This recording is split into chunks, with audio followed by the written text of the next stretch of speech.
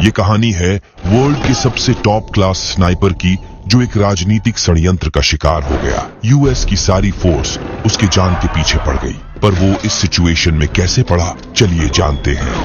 कहानी शुरू होती है सार्जेंट बॉब ली स्वैगर और उनके पार्टनर डॉनी से, जो इथोपिया के एक माउंटेन पर घात लगाकर दुश्मनों के आने का इंतजार कर रहे थे। यहाँ डॉनी अपनी खूबसूरत वाइफ को याद कर बताता है कि वो अगले महीने नर्सिंग स्कूल जाने वाली है। इतने में इथोपिया में बने उनके यूएस मिलिट्री बेस कैंप से खबर मिलती है कि दुश्मनों की गाड़ियां जल्द ही उनके साइड से जाने वाली है। अगले ही पल डॉनी हवा की स्पीड, टारगेट की दूरी वगैरह बताता है, जिसे ध्यान में रख स्वैगर उन दो आतंकियों को हेडशॉट मारकर ढेर कर देता है।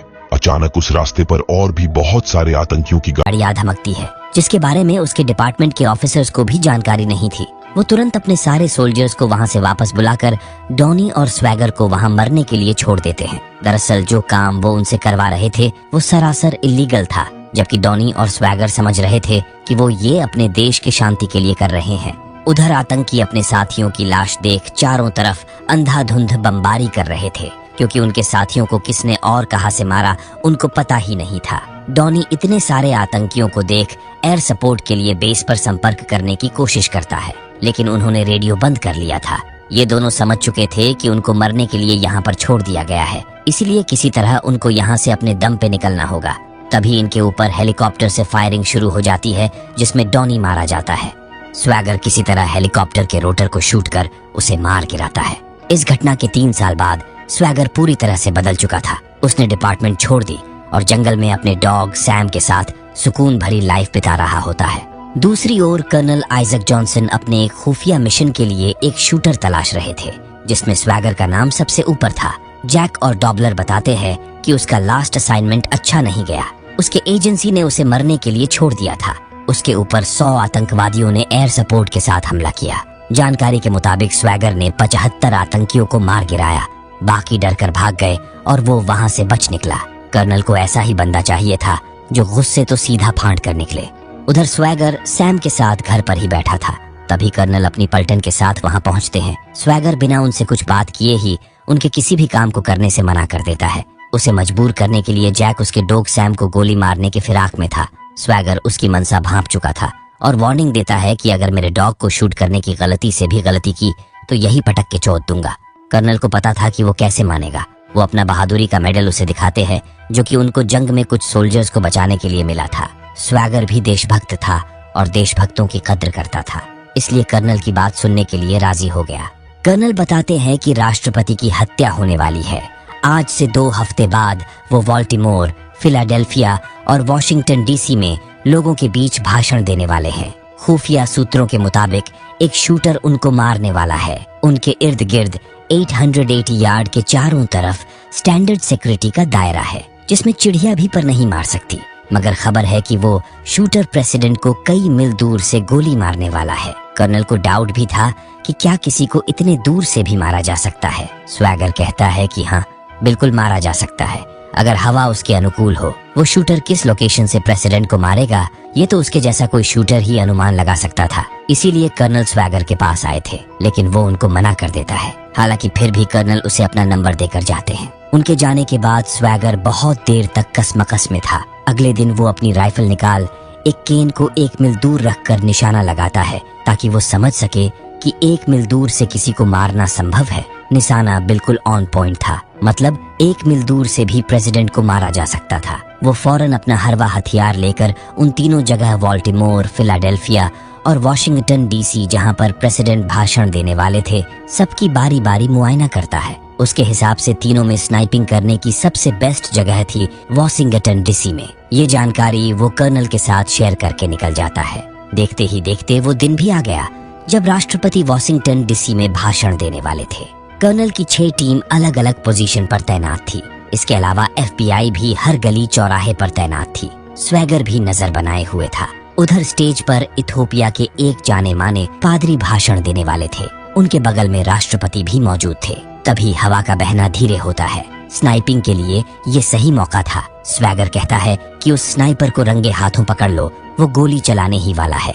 तभी एक FBI ऑफिसर स्वैगर को शूट कर देता है। उधर वो स्नाइपर प्रेसिडेंट को मार चुका था। स्वैगर किसी तरह खिड़की से बच निकलता है। उसके फरार होते ही स्नाइपिंग वाली जगह पर स्वैगर की राइफल रख बड़ी चतुराई से उसे फंसा दिया गया। स्वैगर के भागते ही कर्नल बेचैन हो गए, क्योंकि प्रेसिडेंट को मारने का पूरा षड्यंत्र कर्नल ने ही रचा था, जिसका गवाह स्वैगर है।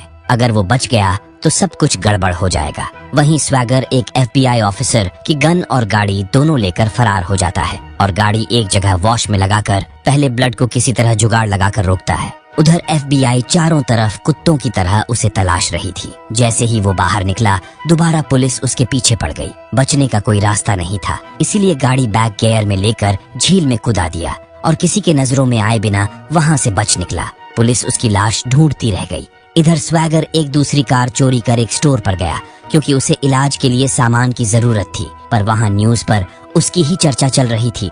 इसलिए वो डायरेक्ट न जाकर कचड़े से एक एल्यूमिनियम फाइल ढूंढ लाइट को उड़ाकर अंधेरा करके सामान खरीदता है और एक एकांत जगह ले जाकर अपना टेम्पररी इलाज करता है। अगली सुबह तड़के वो अपने दोस्त डॉनी, जो कि 3 साल पहले उसके साथ लड़ते हुए शहीद हो गया था, उसकी वाइफ सैरा के पास मदद के लिए जाता है, पर वो उसे पहचान कर भी उसकी मदद नहीं करना चाहती थी। वो बताता है कि उसने प्रेसिडेंट को नहीं मारा, उसे फंसाया गया है। सैरा ये जान हैरान हुई, क्योंकि प्रेसिडेंट नहीं मरे थे, इथोपिया के एक मशहूर पादरी को गोली मारा गया था। नाना करते भी सैरा उसको मना नहीं कर पाती। स्वैगर उसे सामान का एक लिस्ट देता है, जिनको उसे अलग अलग शॉप से लाना होगा। दूसरी ओर जिस FBI एजेंट से गन छीनकर स्वैगर भागा था, उससे पूछताछ हो रही थी। निक बताता है कि बंदूक छीनने से पहले उसने बोला कि प्रेसिडेंट को उसने गोली नहीं मारी, इसमें बड़े ऑफिसर्स का हाथ है। निक को वार्न किया जाता है कि जो रिपोर्ट बनाई जाएगी उसे कोर्ट में वहीं रट्टा मार दोहराना होगा। इससे उसकी नौकरी बच जाएगी और सब कुछ पहले जैसा चलता रहेगा। उधर सैरा सामान लाने के बाद उसे बेहोश कर उसका ऑपरेशन करती है। इस दरमियान वो दोनों काफी करीब आ चुके थे। दूसरी ओर निक रात भर जागकर ये जानने की कोशिश करता रहा कि आखिर स्वैगर प्रेसिडेंट को गोली मारने से चूक कैसे गया, जबकि प्रेसिडेंट और इथोपिया के पादरी के बीच 2.5 फीट का फासला था। उसे ये बात हजम नहीं हुई, तो वो अंदर की बात जानने के लिए अकेले ही इन्वेस्टिगेशन करने लगा। स्वैगर भी ठीक हो चुका था। वो कर्नल का लोकेशन पता करने के लिए सैरा की मदद लेता है। जब कर्नल से पहली मीटिंग हुई थी, तो कार का हैवी इंजन देखने के बहाने उसने व्हीकल नंबर की फोटो खींच लिया था। वहीं व्हीकल नंबर वो सैरा के हाथों निक के पास भिजवाता है। उसे व्हीकल नंबर देकर बताती है कि इसी ने इथोपियन पादरी के मर्डर की साजिश रची है, और वहां से फटाफट निकल जाती है। तब तक स्वैगर को FBI वाले पहचान कर उस पर हमला कर देते हैं। हालांकि वो कुछ सेकंड में ही उनको निपटाकर वहां से निकल जाता है। जबकि निक ऑफिस पहुंचते ही व्हीकल नंबर चेक करता है, पर उसे ज्यादा कुछ जानकारी नहीं मिलती। इसीलिए वो अपनी साथी एजेंट गलिंदो की मदद लेता है। गलिंदो उसे वार्न करती है कि सबको पता चल गया है कि प्रेसिडेंट वाले केस की खुफिया तरीके से वो जानकारी जुटा रहा है। अगर ऐसा ही चलता रहा तो वो मुश्किल में पड़ सकता है। उधर कर्नल को भी पता चल चुका था कि निक नाम का FBI एजेंट उनके काम में टांग अड़ा रहा है। अगले ही पल उसे कर्नल के आदमी उठा ले जाते हैं और उसकी मौत की ऐसी प्लानिंग करते हैं जिसमें निक अपने पिस्टल से अपने आप को ही गोली मारने वाला था। तभी स्वैगर ऐन वक्त पे आकर बारी बारी उन तीनों को शूट कर उसे बचा लेता है। उसके गन में साइलेंसर की जगह प्लास्टिक की बोतल लगी हुई थी। ये गन सैरा ने उसे 1 दिन पहले ही दी थी। निक बचने के बाद स्वैगर को बताता है कि वो ब्यूरो से संपर्क कर साबित कर सकता है कि उसने इथोपिया के उस पादरी को नहीं मारा। लेकिन स्वैगर अपने आप को बेगुनाह साबित करने के बजाय कर्नल और उसके लोगों को चुन चुन कर मारना चाहता था, क्योंकि उन्होंने उसके डॉग सैम को मारा। अब वो उन सब की कह के लेगा। निक भी उसका साथ देने के लिए राजी हो गया, क्योंकि उसकी जान भी खतरे में ही थी। दूसरी ओर कर्नल को पता चल चुका था कि उनके आदमी जिस FBI एजेंट को टपकाने वाले थे, उन्हें किसी ने टपका दिया। उन तीनों को .22 राइफल से मारा गया था, वो भी 200 यार्ड की दूरी से। ताज्जुब की बात ये थी कि .22 राइफल की मारक क्षमता ही 200 मीटर की है। ये लोग आंकड़ा मिला लेते हैं कि हो न हो स्वैगर अभी भी जिंदा है। इतने में डॉबलर स्वैगर की फाइनेंशियल जानकारी निकाल कर लाता है, जिसमें स्वैगर अपने वीजा कार्ड से हर साल अपने शहीद दोस्त डॉनी के डेथ एनिवर्सरी पर उसकी बीवी को फूल भेजता था। घटना स्थल से उसका घर कुछ किलोमीटर ही दूरी पर था, यानी स्वैगर घायल होने के बाद सबसे पहले वहीं गया होगा। कर्नल के इशारे पर जैक तुरंत सैरा के घर की तरफ चल देता है। उधर स्वैगर और निक गन बनाने वाले उस एरिया के सबसे बेहतरीन कारीगर से मिलने पहुंचते हैं। स्वैगर उनसे पूछता है कि क्या कोई स्नाइपर है जो 2200 यार्ड कोल्ड बोर शॉट मार सके। वो कारीगर बताता है ऐसा ही शॉट हाल ही में मारा गया था। उस स्नाइपर का नाम है बॉब ली स्वैगर। पर कारीगर को तो पता ही नहीं था कि वो तो उसके सामने ही बैठा है। स्वैगर पूछता है, उसके अलावा कोई और भी शूटर है? कारीगर बताता है कि रशिया में एक शूटर है, लेकिन वो जेल में बंद है। दूसरा फ्रांस में था, पर वो मर चुका है। एक तीसरा भी है जो बहुत ही खूंखार था, एक की जगह 4 को मारता था, इसीलिए उसके बहुत सारे दुश्मन बने और उसका ठिकाना ढूंढ निकाला और हमला किए, जिसमें वो बच तो गया पर अपाहिज हो गया। तभी स्वैगर को याद आता है कि वो शूटर तो पूरे टाइम कर्नल के साथ में ही था। यहाँ स्वैगर कंफर्म था कि उसी अपाहिज शूटर ने इथोपिया के पादरी को मारा है। अगर वो हाथ लग गया तो उस कत्ल के पीछे की वजह भी पता चल जाएगी। यहाँ से निकल निक उस शूटर माइकल सैंडोर की जानकारी गलिंडो से निकलवाता है। दूसरी ओर कर्नल सेनेटर को बताते हैं कि स्वैगर अभी भी जिंदा है। दरअसल कर्नल सेनेटर का ही प्यादा था। ये सब कुछ सेनेटर के इशारे पर ही हो रहा था। वहीं कर्नल को आभास हो गया था कि स्वैगर उनके गिरेबान तक पहुंचने के लिए उस शूटर को ढूंढ रहा होगा, इसीलिए उसे फंसाने के लिए माइकल को वो चारे की तरह इस्तेमाल करने वाले थे। दूसरी ओर सैरा सोने के लिए कपड़े वगैरह चेंज कर रही थी। तभी घर में किसी के होने की आहट आती है। अगले ही पल वो शॉटगन से एक को शूट कर देती है, पर जैक उसे धर दबोचता है। उधर एजेंट गलिंडो को माइकल की लोकेशन मिल गई थी, वो वर्जीनिया में था। ये दोनों एजेंट गलिंडो के बताए गए लोकेशन पर पहुंचते हैं। स्वैगर इस जगह को देख भांप लेता है कि ये ट्रैप हो सकता है, फिर भी हमला करने के लिए पूरी तैयारी करने लगता है और हार्डवेयर से बम वगैरह बनाने का सारा मटेरियल खरीद कर एक सुनसान जगह पर सारे बम को तैयार कर लेता है। यहीं पर वो निक को स्नाइपिंग की ट्रेनिंग भी देता है। उधर जैक स्वैगर की लोकेशन जानने के लिए सैरा को बुरी तरह से टॉर्चर कर रहा था। इधर ये दोनों उस स्नाइपर माइकल को पकड़ने के लिए धावा बोल चुके थे। स्वैगर बोतल बम को उस एरिया में बिछाते चल रहा था, जबकि निक दूर से दुश्मनों की लोकेशन बता रहा था। तभी स्वैगर को वो लंगड़ा स्नाइपर माइकल भी दिखा। वो एक एक को मारकर उस तक पहुंच गया। उसका पहला सवाल था, कर्नल जॉनसन का असली नाम क्या है और वो किसके लिए काम करता है, और इथोपिया के उस पादरी को मारने में उसका क्या फायदा था। माइकल बताता है कि जॉनसन एक्स आर्मी ऑफिसर है, वो आर्मी में कर्नल के पद पर था। रिटायरमेंट के बाद वो सेनेटर के लिए काम करने लगा। इथोपिया में सेनेटर के ऑयल पाइप का काम चल रहा था, लेकिन गांव वाले अपने घर, जमीन वगैरह खाली नहीं करना चाहते थे, इसलिए पूरे गांव के 400 लोगों को मारकर दफना दिया गया। स्वैगर भी तो इथोपिया में उस मिशन पर था। वो उन्हीं लोगों को मार रहा था जो अपने गांव की जगह ऑयल पाइप बिछाने से बगावत कर रहे थे। ये काम इल्लीगल था, इसलिए स्वैगर और डॉनी को भी मरने के लिए छोड़ दिया गया था। उस दिन भाषण में इथोपिया के पादरी सबके सामने बताने वाले थे कि उनके पूरे गांव को मार दिया गया, इसलिए बोलने से पहले ही उनको शूट कर दिया गया था। तभी खबर मिलती है कि उन्हें चारों तरफ से घेरा जा रहा है।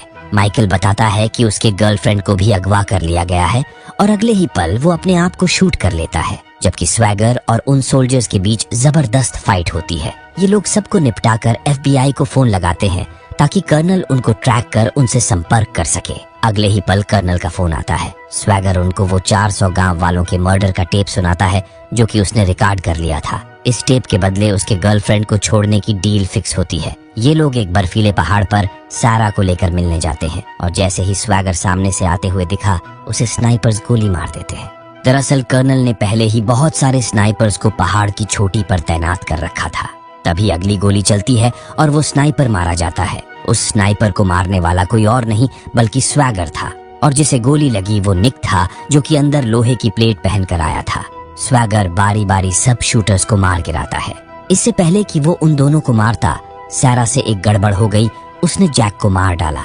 इसी दरमियान FBI भी यहाँ पहुंच चुकी थी। स्वैगर वो टेप जला देता है क्योंकि उस टेप के जरिए उन दोनों के साथ साथ निक और सैरा भी फंसने वाले थे। सेनेटोट, कर्नल, निक, सैरा सब बच जाते हैं, जबकि स्वैगर पकड़ा जाता है। यहाँ से ले जाकर अगले दिन उसे अटॉर्नी जनरल के सामने पेश किया जाता है, जहाँ पर वो डेमो देकर समझाता है कि उसने इथोपिया के उस पादरी को शूट नहीं किया। वो जब भी बाहर निकलता है तो अपनी गन के फायर पिन को चेंज करके जाता है, जिससे अगर कोई उसकी गन से शूट करे तो भी गोली नहीं चलेगी। यानी कि उसे फंसाने के लिए उसके गन को घटना वाले जगह पर रखा गया था।